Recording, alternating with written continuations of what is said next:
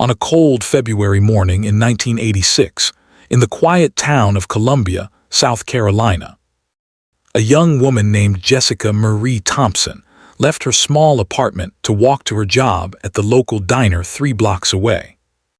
She was 23 years old, recently engaged, and planning a summer gathering with family and friends. The sidewalks were empty that Tuesday morning. A thin layer of frost covered the grass. By the time the sun fully rose above the pine trees that lined Maple Street, Jessica had vanished. Her apron was found later that afternoon, draped over a fence post 2 miles from her route. Her shoes were discovered a week later in a drainage ditch, but Jessica herself seemed to have simply dissolved into the February air. For 39 years, her disappearance remained one of Columbia's most haunting mysteries. Then, in 2025, an arrest was made that would shake the entire community to its foundation. The question that had whispered through decades of sleepless nights finally demanded an answer. How does someone you trust become someone you never truly knew?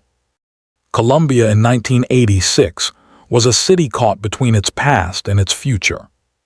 The downtown area still held the architectural remnants of its earlier prosperity, brick buildings with ornate cornices and narrow alleyways that seemed to hold the echoes of a different era. The residential neighborhood spread outward in concentric circles, from the well-maintained homes near the university to the working-class streets where Jessica lived. Maple Street was one of those in-between places, neither prosperous nor struggling, where people knew their neighbors by name and left their porch lights on as a courtesy to those walking home after dark. Jessica Marie Thompson had moved to Columbia 18 months before her disappearance. She came from a small town 2 hours west, seeking something more than the limited opportunities her hometown offered. She was the middle child of 3, with an older brother who worked in construction and a younger sister still in high school. Her mother worked as a seamstress. Her father had passed away when Jessica was 16, a loss that had left a quiet ache in the family that none of them spoke about directly, but all of them carried. She found work at Rosie's Diner on Hamilton Avenue, a place that served breakfast all day and where the coffee was always fresh and the regulars always had their usual tables. Jessica worked the morning shift, arriving at 6 and leaving at 2. She was known for her genuine smile and her ability to remember how people liked their eggs. The owner, Rose Martinez, would later say that Jessica had a way of making everyone feel like they mattered. She saved her tips carefully. She talked about taking classes at the technical college. She wore a small silver ring on her right hand that had belonged to her grandmother. Her apartment was a 1-bedroom unit on the 2nd floor of a converted house on Maple Street. The building held 4 apartments total, 2 on each floor. The landlord, an elderly man named Walter Crenshaw, lived in the unit below hers. He would later tell investigators that Jessica was a perfect tenant, quiet and responsible, always paying her rent on time. The other tenants barely knew her. She kept to herself mostly, though she was always polite when passing in the hallway. Her fiancé was a man named Derek Mitchell. He was 26, worked as a mechanic at a shop on the south side of town, and had proposed to Jessica 3 months before she disappeared. They had met at a community gathering the previous summer. Those who knew them described their relationship as steady, unremarkable in the way that healthy relationships often are. They ate dinner together twice a week. They talked about buying a small house. They seemed, by all accounts, like 2 people building a life together with careful, deliberate steps. The morning of February 11th began like any other. Jessica woke at 5:15. She showered, dressed in her work uniform, a simple pale blue dress with white trim that all the servers at Rosie's wore. She drank a cup of instant coffee. She gathered her things, her purse, her keys, a light jacket because the morning was cold. Walter Crenshaw heard her footsteps on the stairs at 5:45. He was making his own coffee in his kitchen. The sound of her shoes on the wooden steps was as familiar as birdsong, a marker of the morning routine. The walk from Jessica's apartment to Rosie's diner normally took 12 minutes. She had walked it hundreds of times. The route was straightforward. Down Maple Street to 4th Avenue, then a left, then straight for 2 blocks until Hamilton Avenue. The diner sat on the corner, visible from half a block away with its bright red sign and large windows. But Jessica never arrived that morning. At 6:15, when she had not shown up, Rose Martinez called the apartment. No answer. At 6:30, Rose called Derek Mitchell. He said he had not heard from Jessica since the previous evening when they had spoken briefly on the phone. By 7, Rose called the authorities. Something was wrong. Jessica was never late. She never missed work without calling. The initial response was measured. Young women sometimes changed their minds about jobs. Sometimes there were personal matters. But when officers went to Jessica's apartment and found her door unlocked, found her bed made, found the coffee cup still in the sink, the tenor shifted. Her car, an older sedan, was parked in its usual spot behind the building. Her wallet was gone, but her identification was in a drawer in her dresser. Small details that did not fit began to accumulate like snow. The first piece of evidence was discovered at 2:30 that afternoon.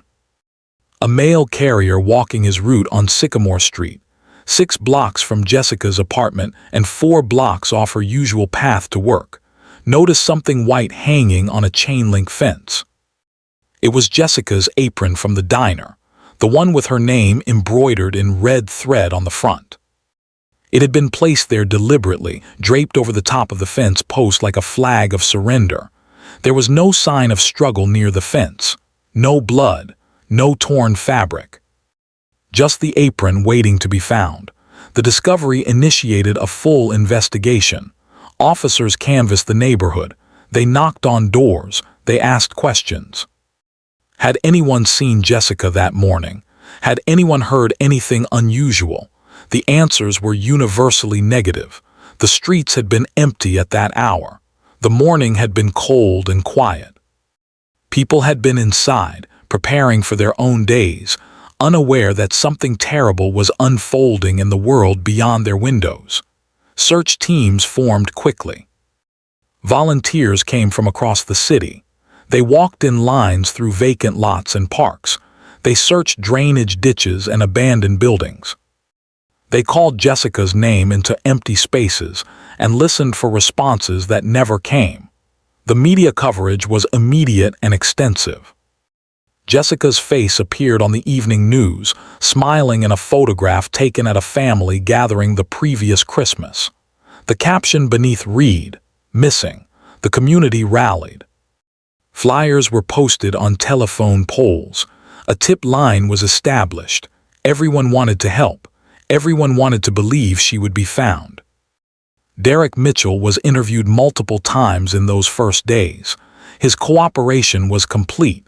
He answered every question. He provided his whereabouts for the morning Jessica disappeared. He had been at home, he said. He lived alone in a small house on the east side of town. He had woken around 6:30, gotten ready for work, and arrived at the mechanic shop at 7:45. His boss confirmed the timeline. His demeanor during the interviews was described by investigators as appropriately distressed but controlled. He appeared tired. He appeared worried. He said several times that he just wanted Jessica to come home. On February 19th, 8 days after Jessica's disappearance, a pair of shoes was discovered in a drainage ditch along Route 12, approximately 3 miles from where the apron had been found. They were Jessica's shoes, brown flats she wore to work. They were wet, covered in mud, but otherwise intact. The location was significant. Route 12 was not on any path Jessica would have taken. It was not accessible by foot from her apartment. Someone would have needed a vehicle to reach that location. The discovery deepened the mystery. It suggested movement, transportation, intention. The investigation expanded. Investigators began looking more closely at everyone in Jessica's life. Her ex-partners were interviewed. Her co-workers were questioned again. Her family was asked about any conflicts, any concerns, any detail that might provide a thread to pull. Nothing emerged. Jessica's life, by all available evidence, had been ordinary, stable, unremarkable except for her absence. Those who knew Derek Mitchell said he seemed to be handling the situation as well as could be expected. He continued working. He participated in searches. He spoke to reporters, appealing for any information about Jessica's whereabouts. His face appeared beside hers on the news broadcasts. He wore the expression of a man caught in a nightmare, desperate for resolution. But there were small things. Deputies whispered quietly among themselves about certain inconsistencies. Derek's initial statement said he had last spoken to Jessica around 8 the evening before she disappeared. Later, he mentioned they had talked briefly around 9. When asked about the discrepancy, he said he had been mistaken about the time, that the stress was affecting his memory. It was a reasonable explanation. Stress does affect memory, but it was noted. Another detail. Derek's vehicle, a pickup truck, had been washed the day after Jessica disappeared. He told investigators he had washed it because it had been dirty, because he always washed it on Thursdays. But February 12, 1986, was a Wednesday. When this was pointed out, Derek said he had gotten the day confused, that he had washed it on Wednesday because he had not been able to sleep and needed something to do. Again, reasonable. Again, noted. The odometer reading on Derek's truck showed he had driven 73 miles between the evening of February 10th and the morning of February 12th. He lived 6 miles from his workplace. Round trip daily would account for 12 miles. He told investigators he had driven to a store across town to buy supplies for work. He provided a receipt. The store was 18 miles from his house. The math worked approximately, but it required generous estimation. The investigators filed the information away. In the weeks that followed, the investigation began to slow. Leads dried up. Tips came in but led nowhere. The physical evidence, the apron and the shoes, was examined thoroughly but yielded little. No fingerprints, no DNA technology that could be applied at that time. No witnesses came forward. No body was discovered. Jessica Marie Thompson had vanished, and the investigation, despite the efforts of dozens of dedicated individuals, was running into a wall of silence. By April, the active search operations had ceased. The case remained open, but the daily urgency had faded. The community's attention began to drift toward other matters. Jessica's face still appeared occasionally on local news segments, reminders to keep looking, keep hoping, but the intensity had diminished. Her mother continued to call the investigative office every week. Her fiancé returned to his regular routines, though those who saw him said he seemed changed, quieter, more withdrawn. For those who have ever doubted someone you love, who have felt that small seed of suspicion take root despite your best efforts to ignore it, you understand the particular torment that doubt creates. It whispers, it suggests, it undermines certainty. The years passed. 1986 became 1987. Jessica's case was mentioned in annual retrospectives of unsolved matters. Her family held memorial services even though there was no conclusion to memorialize. Her mother aged visibly, carrying the weight of not knowing. Her sister graduated high school, went to college, started a life that Jessica should have witnessed. The apartment on Maple Street was rented to someone else. The diner hired a new server. Life, as it does, continued. Derek Mitchell moved away from Columbia in 1989. He told friends he could not stay in a place that held so many painful memories.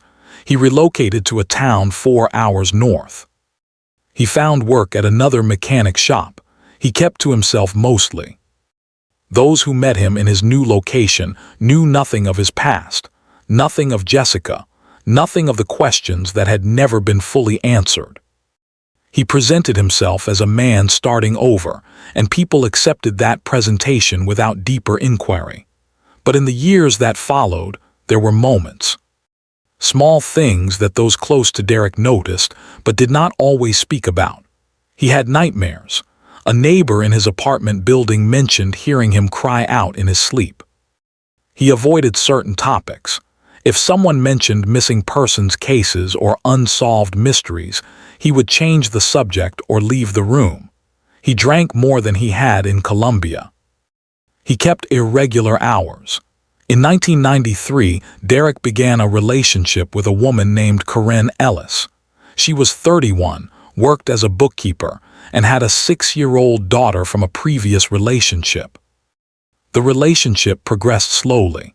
They dated for a year before moving in together. They seemed, by external observation, like a functional pair. Derek was attentive to Corinne's daughter. He helped with homework. He attended school events.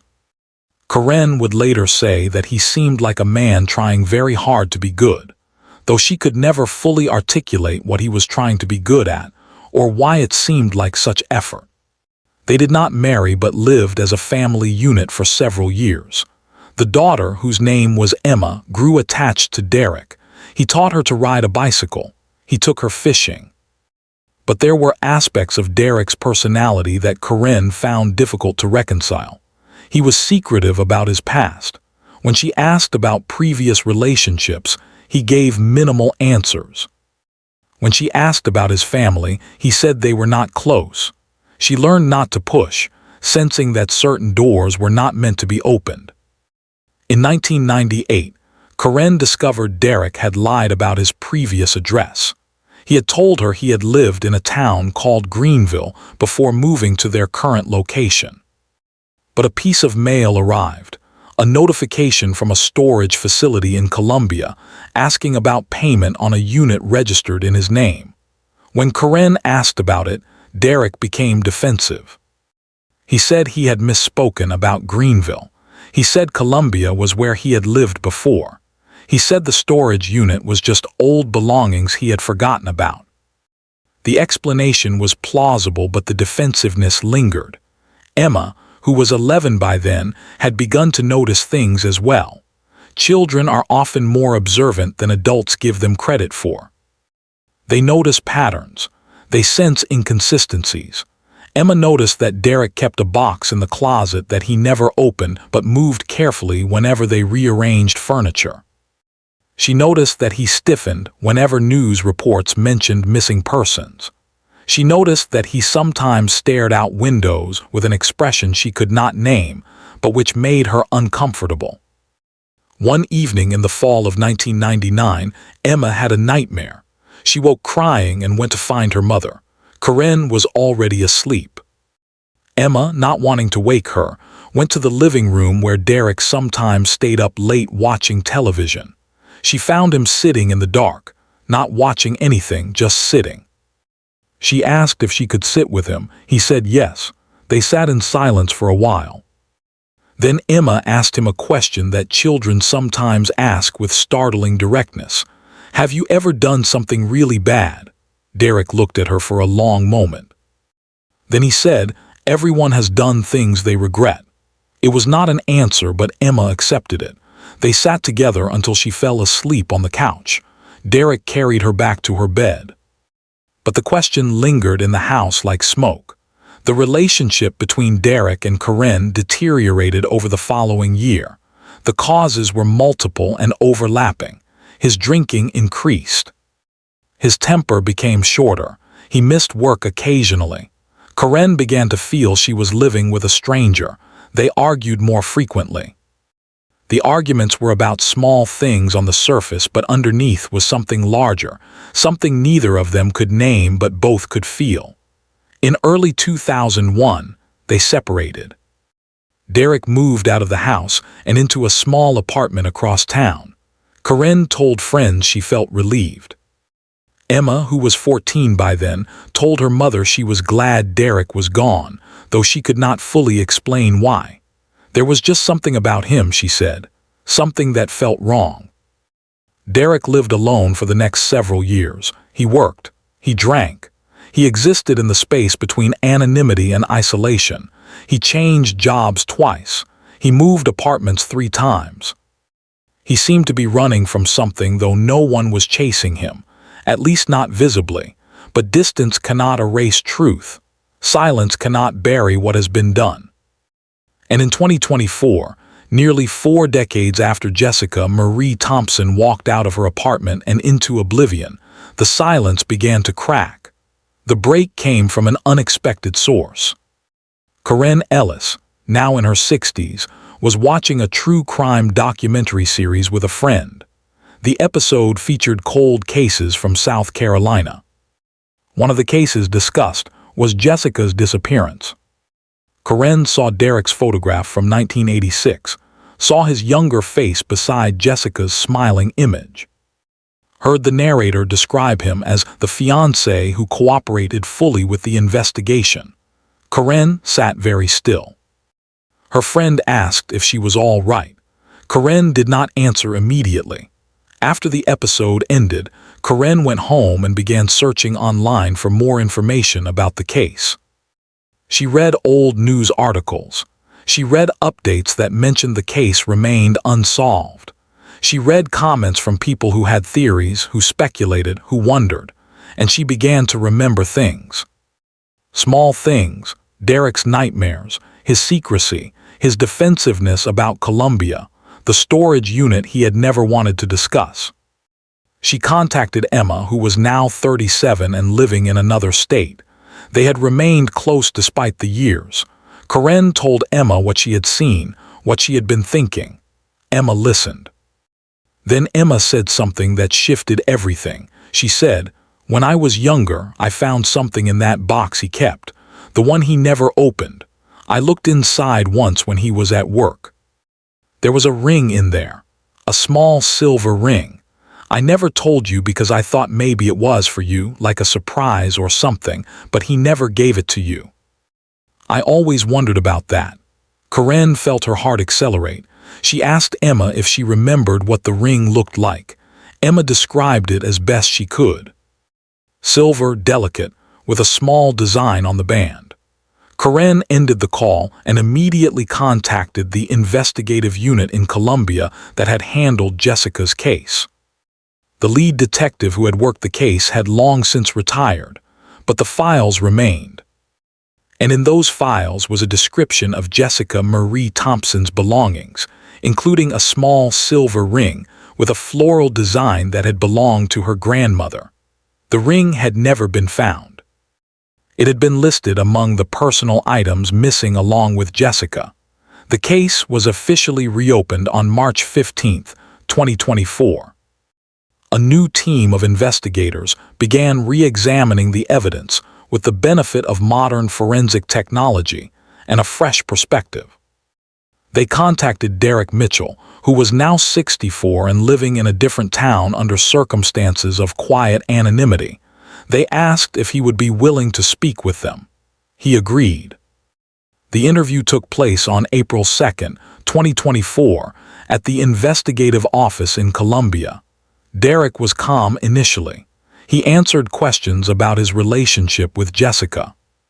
He repeated the same statements he had given 38 years earlier.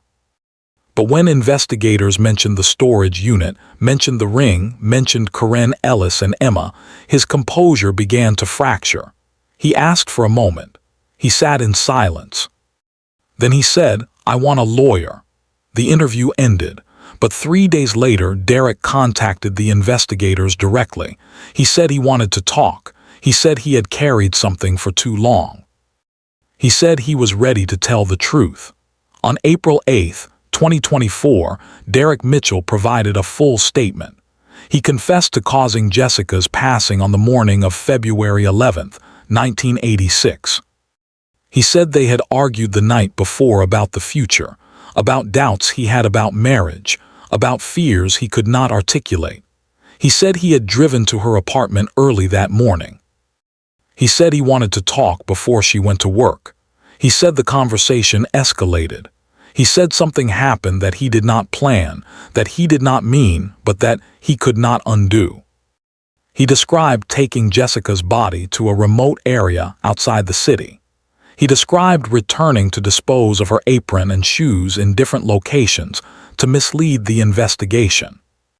He described the years that followed, the weight of what he had done, the inability to confess, the hope that time would somehow erase his guilt. He said he had kept the ring because he could not bring himself to dispose of it, that it was the one piece of Jessica he could not let go. Following his confession, Derek led investigators to a location approximately 40 miles from Columbia, a wooded area near an abandoned quarry. Excavation teams were brought in. On April 20th, 2024, human remains were discovered at the location Derek had indicated. Forensic analysis later confirmed the remains were those of Jessica Marie Thompson. Derek Mitchell was formally charged on May 3, 2024. The charges included homicide and concealment of remains. His initial court appearance was brief. He entered a plea of guilty. He showed no emotion as the charges were read. The courtroom was packed with reporters, with community members who remembered the case, with Jessica's family. Jessica's mother, now 81, attended the proceedings. She sat in the front row. She did not cry. She did not speak. She simply sat and listened as the details of her daughter's final moments were entered into the public record. Afterward, she released a statement through the family attorney.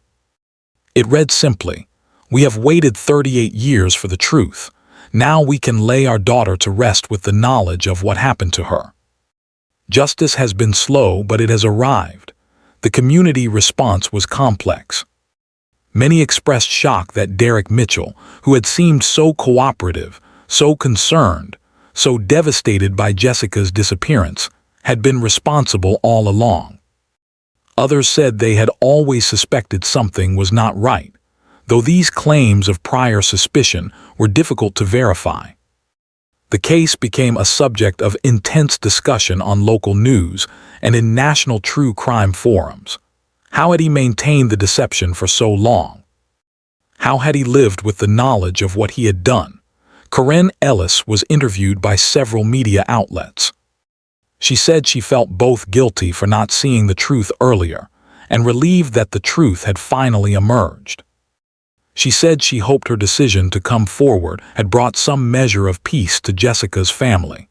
Emma declined all interview requests. The formal proceedings moved forward through the summer and fall of 2024.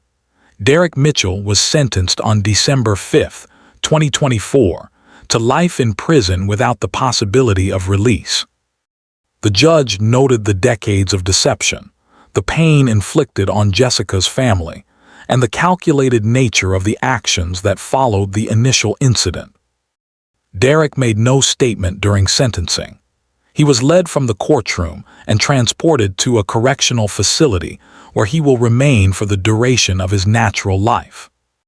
Jessica Marie Thompson's remains were cremated. A memorial service was held in Columbia on January 11, 2025, exactly 39 years after her disappearance. Friends, family, and community members gathered to remember a young woman whose life was taken far too soon, whose absence had created a wound that time could not heal, whose story had finally found its ending, however painful that ending might be. The case of Jessica Thompson stands as a reminder that truth, however long delayed, has a persistent quality. It resurfaces. It demands acknowledgement. The decades between her disappearance and the discovery of what happened to her were filled with pain, with questions, with the particular agony of not knowing. But they also contained the small, persistent efforts of investigators who never fully closed the file, of family members who never stopped asking questions, of a woman who watched a documentary and recognized something in the face of a man she had once trusted. For those who have ever wondered if justice can truly be delayed but not denied, Jessica's story offers a complicated answer. Justice came, but it came late. It came after her mother had spent most of her life without answers. It came after Derek Mitchell had lived decades of apparent freedom. The mathematics of justice in this case do not balance neatly. But they do resolve. The small silver ring that once belonged to Jessica's grandmother was returned to the family. It sits now in a box with Jessica's other belongings, a tangible link to a life interrupted. The ring survived. The truth survived. And in that survival, there is something, if not redemption, then at least conclusion. If this story mattered to you, subscribe and hit the bell. Share the episode. Someone somewhere may still be waiting to be heard.